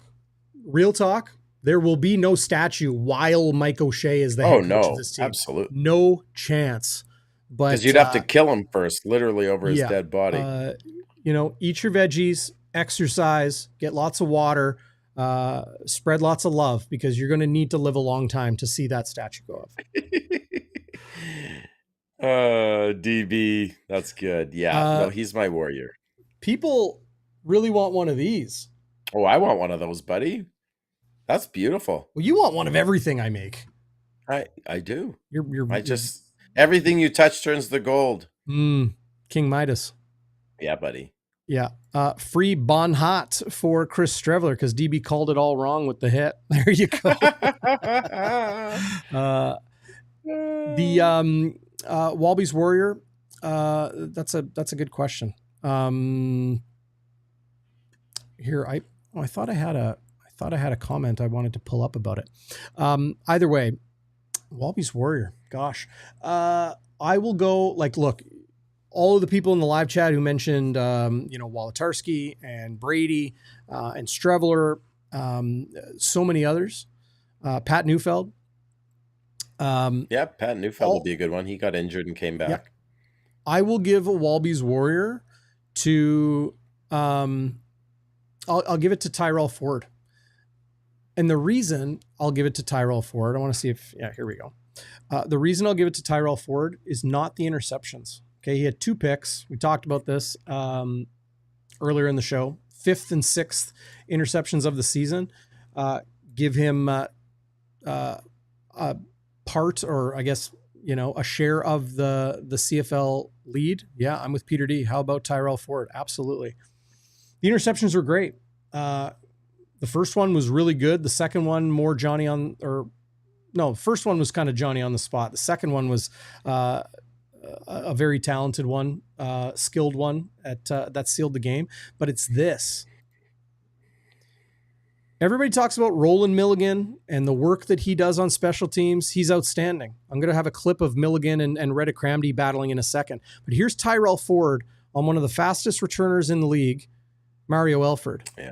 Tyrell Ford gets it done on specials as well. When he was with the Blue Bombers in his rookie season of 2022, played about 12 games, had a little bit of a injury snag, but Tyrell Ford played majority of special teams that season, spent 2023 with the Green Bay Packers. No doubt he would have been a special teamer had he made the Green Bay Packers, but he was amongst their final cuts of training camp. Tyrell Ford is my WALBY'S warrior tonight because not only did he have one of those games that really showcased his skill and his ability and where he belongs, I think, in the conversation of the best players in the CFL. Like, this guy's going to get paid. Good gracious. I'm pretty sure he's a free agent this offseason too. It's going to be tough. I'm with Waiters. Most outstanding Canadian, probably right now. 100%. Clubhouse leader. But, well, I guess it's technically not clubhouse leader, but he did it with the interceptions and he does it on special teams as well. That's why he's my WALBY'S warrior tonight. I love that, DB, and I love that clip because it shows you, right? Like, it's not just the INTs, it's his play on special teams. And to be able to run down a guy like Mario Elford trying to break it outside for a field side return is pretty incredible. Yeah. Mike Miller had his struggles, I would say, first few games of the year. Man, has he been very, very good. Heavy Metal Thunder, WALBY Warrior for Mike O'Shea. Like it. Tico Napoli. Hello, Pyros. Always great to see Tico Napoli in the live chat. Comment, those bonfire lids are lit. Yeah, they are. And you can have one. You can have one. Text the hotline. 816-TIPS. 816-8477. And we're going to have them available. I think shipping in the city is really expensive. If you want, we can do that. But it's going to be like $16, $17 just for shipping. The hats are $40. Somebody asked to see the back. So it's the Velcro. They are a Flex Fit 110. Incredibly comfortable, stretchy, and a very high quality embroidery as well. This is a hat you're going to enjoy wearing, not just because it's a bonfire hat, but because it fits well and is super comfy. 816-TIPS, 816-8477. We will have them available for pickup, kind of in that Fort Garry area at 𝘎𝙤𝙤 Clothing, ZUEIKE. Oh, you can just go there and pick it up, eh? Yes. Yeah. Oh, that's amazing. So you don't have to pay for the shipping. Awesome. But just text me. And if you're not able to text, please text if you can. But if you're not able to text, email me, winnipeg@bonfiresports.ca. Yeah. Oh, you don't want me to tell people your personal email again, Darrin? Yeah, it's MKL46. 848 𝘎𝙤𝙧𝙚 at gmail.com. There, see, you need to go get that email address. That would be hilarious. I like that. So that's my WALBY'S warrior, or that's our WALBY'S warrior. We got yours too as well. Do you got a Westwood wide to the right? I do. I mean, it's the low hit. We're not going to get into the argument again. You sure? It's the low hit. You sure? Nobody wants to hear us argue again. Well, maybe we'll do like a post game after dark, midnight, Game Day Winnipeg midnight edition. But yeah, low hit for me. Repeat offender, Miles Brown. Westwood's wide to the right. That's an easy one. That's an easy one. Yep. this was my Westwood wide to the right last game. That's a late and unnecessary hit. Boop. Didn't need to turn into him like that. Yeah. Everybody wants my email address now. You have my email address, everybody. You have it. Winnipeg at bonfiresports.ca. You can also text the hotline, 816-TIPS.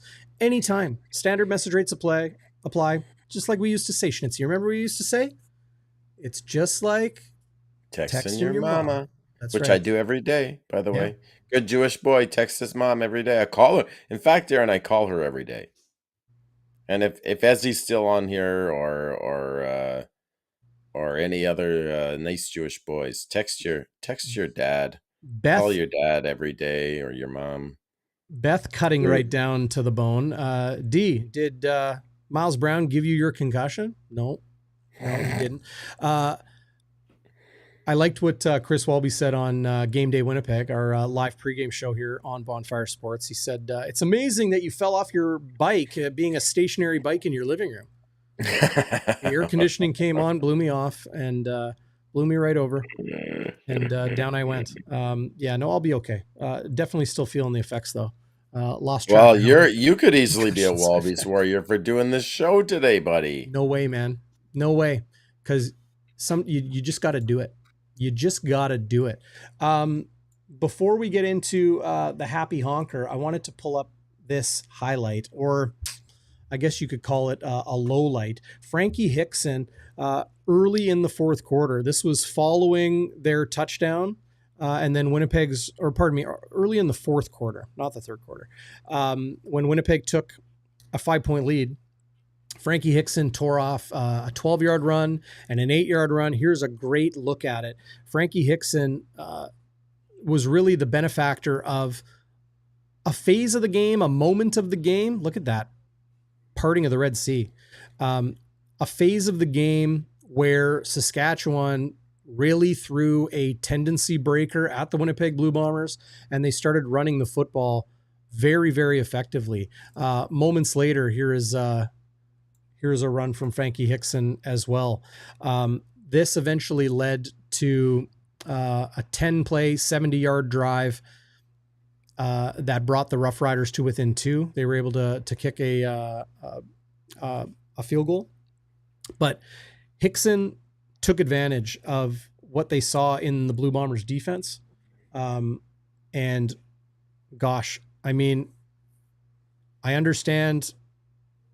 Like, that's a tough miss from your boy. From Dietrich Nichols. I mean, look, that's why running backs are running backs. They make plays like that. Cut. Yeah, that was good. Change of direction. Yeah. Dietrich Nichols' job is to cover. Yeah, he's got to make tackles, but one-on-one with a running backs are going to win that, I would say, 6 times out of 10. But Frankie Hickson really exposed, not so much, I won't say Frankie Hickson. The Saskatchewan Roughriders offense exposed Winnipeg's defense at moments in that game. It definitely wasn't enough, and I think that's why ball control, time of possession, that Winnipeg won by, how much was it? 34-26, 34 minutes to 26 minutes. So winning that time of possession battle by 8 minutes was a huge reason why Winnipeg won. Should mention our good friends at Pure Lifestyles and Pure Winnipeg. They are Winnipeg's premier proactive healthcare facility. You can give them a call, 338-PURE, and find them at 1129 Empress Street, just north of Polo Park, near Garbage Hill, near Rona. They're an outstanding place. There's their gym, but they also have a brand new medical clinic where you can find a general practitioner. If you need a new family doctor, a new GP, if you need physiotherapy, occupational health, they have got specialists in so many different areas: strength and conditioning, wellness, medical, and their brand new minimal wait time walk-in clinic as well. Whether you got a strain, a sprain, a break, a deep cut, they have got on-site x-ray, casting, and stitches to help you with your job site or sports-related injury or pain. They'll get you back to enjoying summer or fall in no time.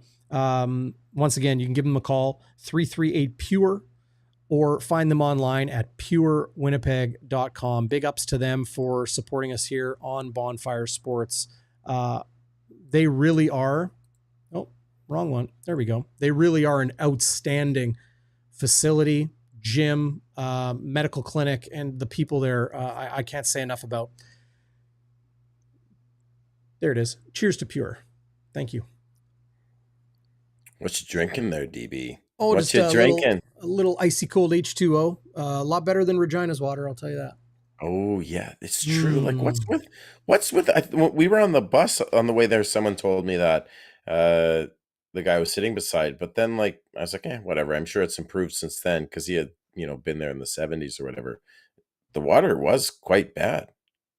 Well, I don't know what's with that. I forget who. Short history lesson. I forget who the mayor of Winnipeg was at the time. I know it was Duff Roblin, who like got a lot of criticism for building Duff's Ditch. That's the flood diversion, the floodway. Floodway. Yeah. But prior to that, it was like so expensive. They thought city council was insane for building this pipeline all the way out to Shoal Lake. They're like, what are we doing? There's land of 100,000 lakes. We got rivers and streams and lots of places for this small growing city of 200,000 people. I think it was at the time.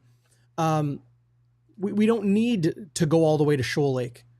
And they did go all the way to Shoal Lake. And thank goodness they did, because our water is awesome.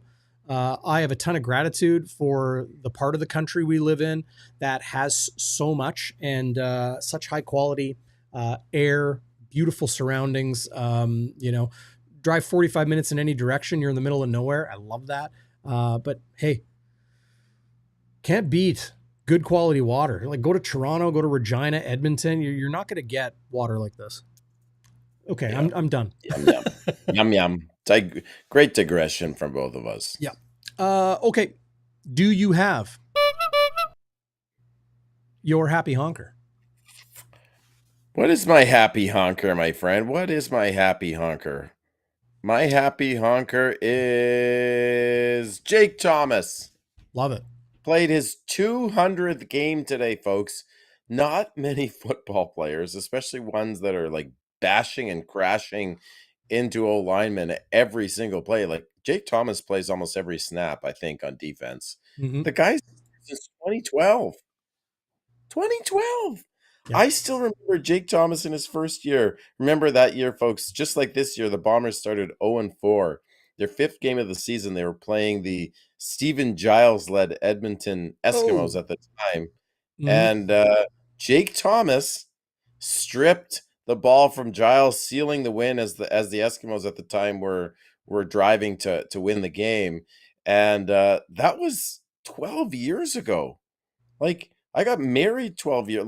I was 30 pounds lighter 12 years ago. A lot of different things happened. A lot has changed since 12 years ago. And who's still playing for the Bombers but Jake freaking Thomas? Mm-hmm.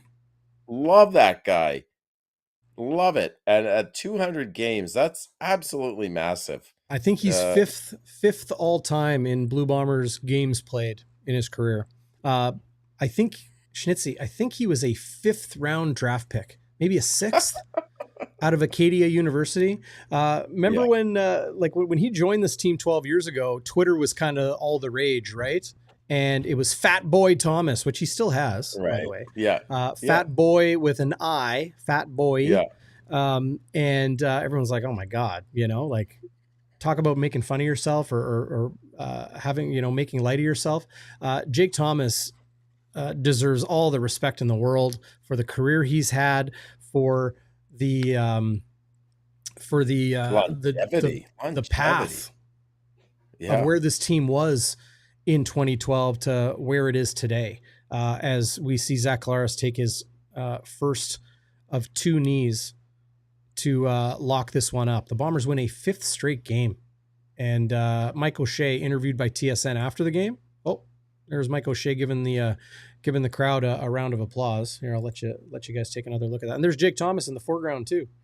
Somebody, oh yeah, there it is. Mike Benson, Winnipegger, former Mike Winnipeg Benson. Rifle junior football player, giving Jake Thomas a little love there, and Mike O'Shea saluting the crowd. That's my happy honker tonight. I love the Jake Thomas call. I'll give it to the Winnipeg Blue Bombers fans. Sold out this game in late July, the earliest sellout ever. And while Mike O'Shea gets deserved shine and Jake Thomas gets deserved shine and Tyrell Ford and the Bombers win 5 straight and they hand the Riders, a 7th straight game of no wins. The Bombers fans that I got to see at the Labor Day Classic in Regina, there's Tyrell Ford. The Bombers fans I got to see at the tailgate as I did my hit in place of the great Ted Wyman of the Winnipeg Sun. Big shout out, Teddy. We love you, brother. I know you'll be back soon. Hang in there, buddy. Seeing the fans everywhere, how special this Blue Bombers organization has become. On display on a national network today. The Bombers winning a 5th straight, all of the all of the things, all of the great things. But huge bonfire hat tip to all of you out there, and all of you out there that aren't even watching. Tell a friend, let them know, because the Jets, the Gold Eyes, the Sea Bears, the Bombers, the university teams, the junior teams, hockey, football, Winnipeg Rifles are near and dear to my heart. I'm calling their game tomorrow at Maple Grove. This city and the sports in this city puts us on a different level from everybody else. That's my happy honker. Love to see it. Well said, buddy. We love, here's the thing. Winnipeg, and this might, it's kind of, maybe it even goes without saying. Mm-hmm. Winnipeggers and Manitobans love the Blue Bombers. They love the Bombers. You see, I was at the St. Norbert's Farmers Market this morning, Darrin. Yep. Totally unrelated to sports. Great place. But it's the morning of the Banjo Bowl. There must have been 1 in every 5 person was wearing a Bombers hat, shirt, jacket, you name it. You saw it there. Jersey.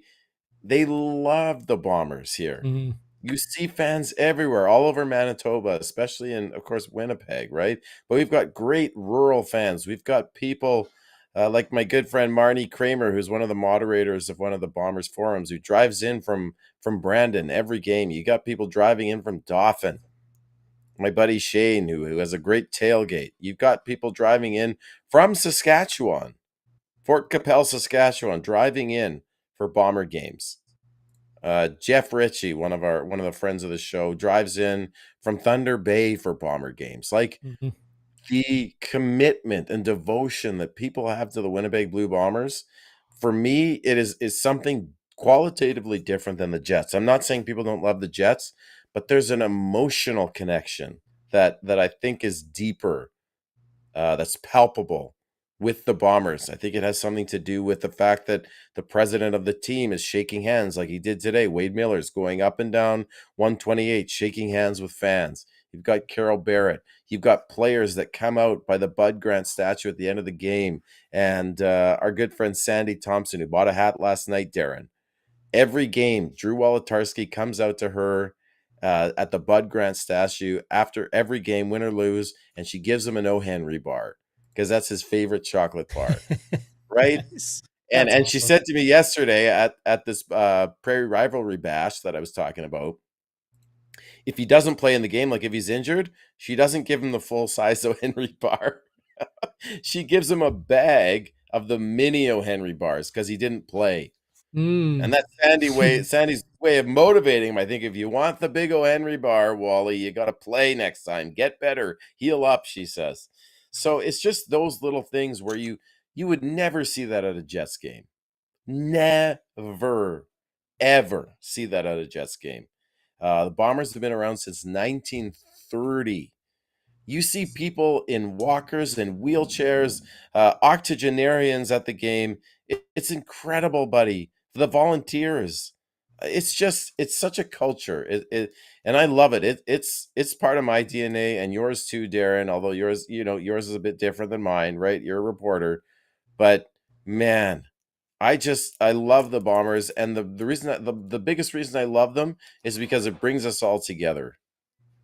It's such a uniting force and a reason to get together, win or lose. And heck, when you win, it's that much sweeter. It's the cherry on top. Yeah. It's the full-sized O. Henry, baby. Yeah. Well said. Well said. We still need to get into our game balls. Looking forward to that. Look, I love the debate. There's a reason we call it Bonfire Sports. Okay, it's because we gather around and we talk and we debate and we enjoy the good and the bad and the ugly and debate it all. Canadian Advantage, good to see you in the live chat. Catching up. Canadian Advantage says, I'm late looking at the Brown Streveler legal tackle. There's no debating with DB. He just gets red-faced and louder. He will not listen to anyone else's opinion when he's adamant he's right. You're right. Yep. No, I joke, of course. The reason I pulled that comment up is because I'm trying to disprove that exact point. I want people to express their opinion. You all out there, all you great Bomber fans or Rider fans or CFL fans or whoever you are out there, this is why we call you fire starters. Get the conversation going. Let's be respectful. Let's have the debate. Let's disagree. I hate the cliche agree to disagree. It's more agree to debate. Let's agree to debate. I saw it one way. You saw it another way, and the other person saw it a different way.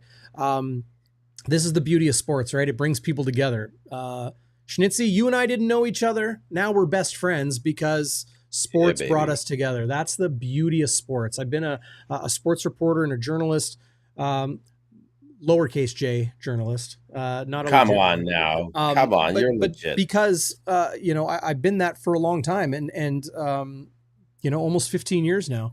And the reason I continue to love my job is that sports is it really is a community thing. It brings people together. We get to do this here on the show. People get to text the hotline and live chat and comment afterwards and share it with their friends and find it on Instagram and Facebook and Twitter, wherever, and enjoy it. Right. And that's why I'm looking forward to bringing some Jets hockey, the hockey debate. I don't think I need to remind anybody how much more heated that can be sometimes, but looking forward to it. It's a big part of why we do this. So everybody out there, thank you. Give a game ball to all you out there. Happy honker and the game ball. Nice. They get double play. Yeah, just double like you play. And me with the double. We got the double dip on the hats here. Oh, this is such a comfy hat. I got to tell you, usually I don't like wearing a hat for too long, but I've been wearing this hat all day. You look good. Since about 9 a.m. It looks good. It looks sharp. Easy for me to say. You look good. You look good, baby. So game ball. Do you want to do game balls? I mean, you just did a game ball to the fans, so that's good. Yep. Who you got? I got a few game balls. When you win back-to-back Labor Day Classic and Banjo Bowl, and you basically knock the Riders back, what are they now in? Third place, and Edmonton's hot on the heels. But David Asplund been friends ever since. Absolutely, top shelf dude, David Asplund, and so many of you in the chat and at events that we see you at. Love you all. I thought, I think an obvious one is Tyrell Ford. We've already talked about him with the 2 interceptions. Now, the first, it was kind of gifted to him. Keyshawn Johnson fell in the first quarter, but the second one was an absolute game sealer. He talked about it on the postgame in CJOB. He just read. He said he read Trevor Harris's eyes, and basically, even before he caught the interception, was like, "You're going to throw that ball? Okay, thank you very much." But then, of course, it's the special teams plays, Darrin, like you said, where Alford tries to go out wide, and he takes him down because he's so fast. This is an NFL level talent who's playing in the CFL, and I just love me some Tyrell Ford. He's going to get paid, and now he has 6 interceptions, which ties him with the aforementioned Roland Milligan, who's a defensive and special teams demon. So way to go, Tyrell. Like, honestly, Darren, I wouldn't be surprised if Tyrell Ford is up there for most outstanding defensive player even. Like, I Ooh, think he's that good. Now, he's wow. probably going to get the Canadian, although Schaefer Baker is unbelievable as Justin well. But McInnes. Justin McInnes has been fabulous. But Yeah. so Tyrell Ford gets one of mine. I think Jefferson, if only for that punt block, I think that was such a huge play in the game. Turnovers really were the story of this game for the Bombers. They did control time possession, but they only had 280 yards of offense. So that Jefferson 7-foot wingspan on the punt block was absolutely massive. I'll give him a game ball. I thought Lawler made some tough catches. He was the leading receiver tonight with 64 yards, especially that circus catch behind his back. It was thrown a bit behind him at the end of the third quarter. And I have too many game balls, probably. Kendall Randolph held his own at left tackle again, I thought. And I thought Brady Oliveira was huge, catching the ball, had 3 or 4 first downs today in the first half when the Bombers were loading the box. You couldn't run the ball. Like you said, it's basically an extended run play. And I thought Oliveira acquitted himself well, made 56 yak yards, made guys miss in space, particularly one cut he had. And I'm going to give one more game ball because it's Banjo Bowl, which we won. We won that beautiful Banjo Bowl trophy a week, like 2 weekends that are just will go down in the annals of Schnitzy's favorites, right? The Labor Day Classic and this one with the Prairie Rivalry Bash. Incredible.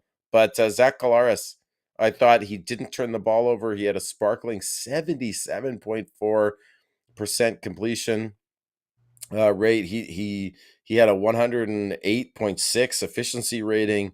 He did not turn the ball over. He had the touchdown pass. He slid when there was nothing there. He just managed the game super well, and I'm going to give Collaros one. Should I give any more? What have I given? 6? No, that's enough. That's enough. Love this comment from Matt Hyman. Quit playing games with my heart. Jeff Cabillas to DB. Jeff. He's a beauty. Great to see you last night, Jeff. Great to see Winnipeg Gordo in the live chat. One of my favorites to bump into at different Bombers events and at practice and games. Gordo says, voters like stats, so Tyrell Ford has a chance to win Defensive Player of the Year. Yeah, that's true. That is true. And we got another super chat. This time, Sasha trying to calm things down a little bit. Sasha says, play nice, kids. Here, if you behave, you can go for ice cream. Thank you, Sasha. Ryan Friesen ×2 today. Dylan Webb all being very generous with the super chats. Thank you. Super chat. That's awesome. Darren, I actually would like to go for ice cream. Would you want to go for ice cream? No, you got to rest up. You got to rest up for the Rifles. You want to go for ice cream tonight? No, dude, I've been working all day. You got to go to a game. I had to work all day today. Your work is fun though, Darren. That's why you do it. Come on. That's true. It's fun, but tell people, they'll be like, oh, like, do you have a real job? You don't have to work. My job is fun. My job is super fun. I'm blessed and grateful and thankful. This is what I tell people. All I know is I get home at the end of the day and I'm exhausted. I'm tired. I'm grumpy. I'm hungry. I'm tired. It's work. It's fun, but it's work. Yeah, it beats digging ditches. Yeah. Oh, it beats digging ditches. Well, it was fun last week in the hotel room. Excuse me? Hey, doing the show. I'm not talking about what we did after. Okay. I'm just talking about the show. Yes. Yeah. Okay. Seeing you at the controls, pulling up clips, pulling up comments, quarterbacking the show, keeping me in line, looking at the time, all of that stuff, buddy. You do an incredible job, and I wouldn't be able to do it. Like, I would be mentally exhausted after 5 minutes. So, game ball to you, DB. Oh, stop. Putting it on the line. Andrea Kohak, or Andrea, pardon me. I still don't know if I got that right. Text me and let me know. 816-TIPS. 204-816-8477. Bombers won the last 5 Banjo Bowls.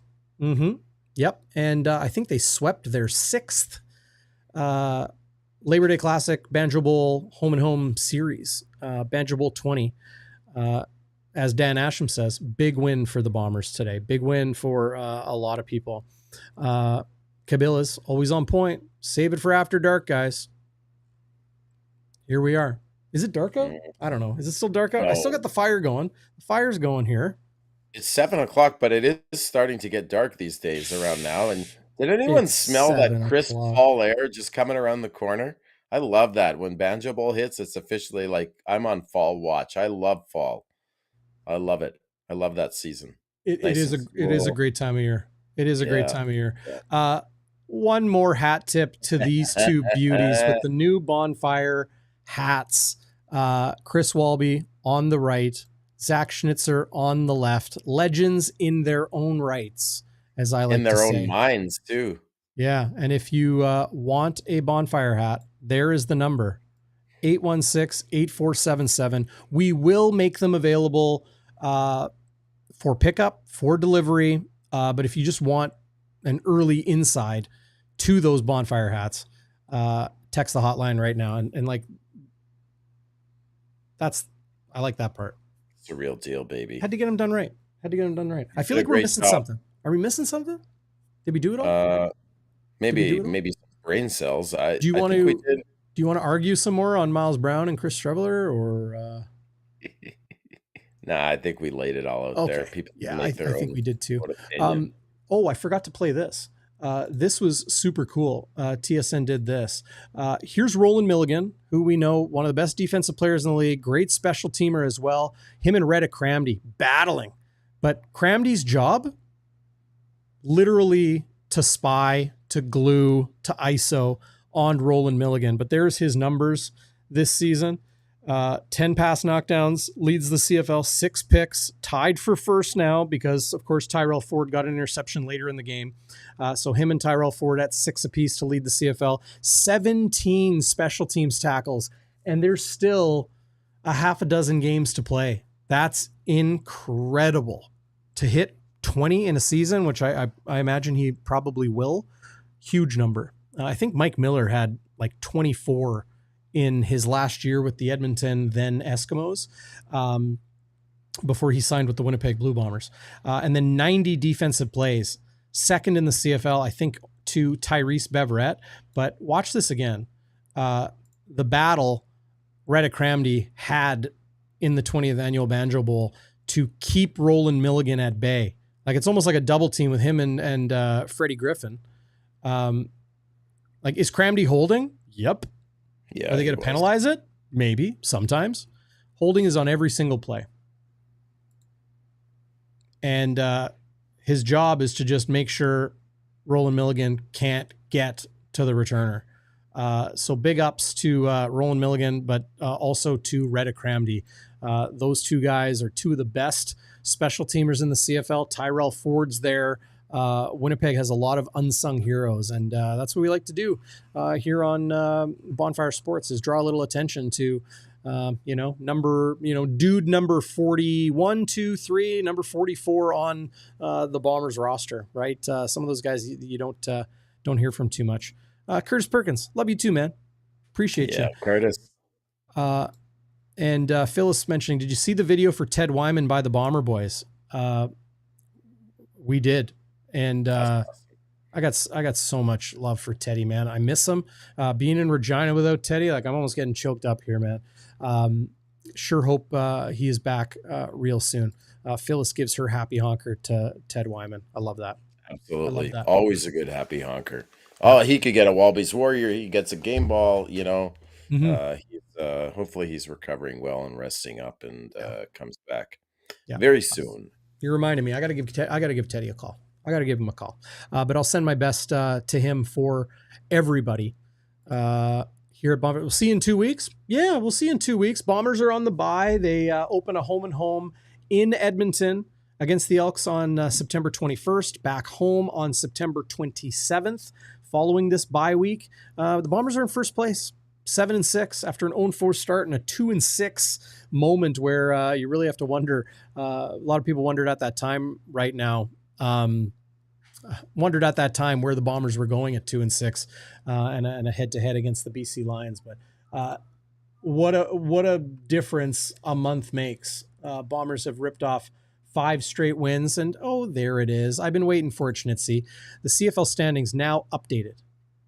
The Bombers 7-6, BC 7-6. Well, why is Winnipeg in first? They've scored 40 points less than BC. Well, they won the season series. Winnipeg's defense leading the way, Winnipeg's offense doing enough right now. And frankly, I think they're getting better all the time. Back-to-back games against the emerging Edmonton Elks, 4-8 on the season, 3-4 on the road, got that home win as well. They're 3-2 in the division, which is better than everybody except Winnipeg and BC. How about that? Look out for the Elks. Calgary's already moved on from Jake Mayer. Forgive me, don't recall the name of the guy who was getting started. Logan Bonner. Bonner, yes, Logan Bonner. Thank you. Yeah. Appreciate that, Schnitzy. But the Bombers are heating up, and a bye week. We'll see you in a few weeks for sure. But we'll remind people that Brian Finlayson, maybe you know that name from the Winnipeg Goldeyes, but maybe you more so know that name from the Level Flight podcast he does with Elliot Rusenholt and our good friend, Winnipeg Sports Talk contributor Connor Hrabchak. Brian Finlayson is going to be doing a lot of work with me through Jets training camp and through the season. He's wrapping up school at CMU. So we'll see in a couple of weeks. We're going to have some Jets content up very, very soon here. I'm absolutely freaking pumped for that, Schnitzy. But that's after a good sleep tonight to shake off the cobwebs from this concussion I unfortunately feel better, snagged. Right? Yeah. Feel better. No, yeah, I'm going to be good. You're going to be good. Yeah. Well, hey, last thought to you, Schnitzy. Big thanks to, of course, purewinnipeg.com, Pure Lifestyles. Check them out. Big thanks to everybody there. Walby, man, that dude's such a beauty. Great seeing that picture of the two of you wearing the bonfire hats. Text the hotline, 204-816-8477. And Schnitzy, of course, as always, final word to you on just a happy day for Bombers Nation, right? Capturing a 26-21 win in the 20th annual Banjo Bowl. Whenever you sweep the Riders in Labor Day and Banjo Bowl, it's an amazing feeling. But I think the Bombers are starting to establish an identity, Darrin. Mm-hmm. I was wondering, who is this team? What is this team? What do they do well? And I think what they do well is they do the little things well. This isn't a flashy Bombers team of 21, 22, and 23. They are not lighting you up with 60-yard bombs after 50-yard bombs and 5 TDs like last Banjo Bowl, which Zach Collaros had 5 touchdowns. They're a lunch pail, hard hat, true blue Winnipeg team. They do the little things well. They outwork you. They don't make stupid mistakes. They're great on special teams. They're great on fundamentals. They're great at running the ball. And Collaros, if he can keep this up, is solid. He's not going to throw the bad pick. He's going to dump it off to Brady Oliveira when he needs to for a key second down, to 𝘎𝙤𝙤𝙧𝙚. And I just think that they do the little things well, and they will edge teams out. That is their identity, and that's their path to victory every week. They're not going to score 30, 35, 40 points most games. They're going to score 20, 23, 26. And if they can keep that DNA, they can keep that playbook going, then this team could get first place in the West if they keep it going and have a home playoff game, which was unthinkable, Darrin, at 0-4. Unthinkable at 2-6. With the likes of the Riders and Lions running away with the West Division. They've now won the season series against Saskatchewan, BC, and Calgary, and they haven't even played Edmonton yet. So I'm just extremely impressed with the character of this team, and I think I see this identity emerging that took a while because of all the young guys, because of all the injuries, because of the new coaches and Mike Miller and Jordan Younger, DB. They are emerging as a hard hat lunch pail team, and I love it. I love it. I love it. Well, I'm waiting for those magic words as we bid adieu on another edition of Game Day After Dark, even though it's still light outside. Well, my final rhyme for rhyme time is that was definitely a low hit by Miles Brown, and I'm thrilled to escort him out of town. Sayonara, everybody.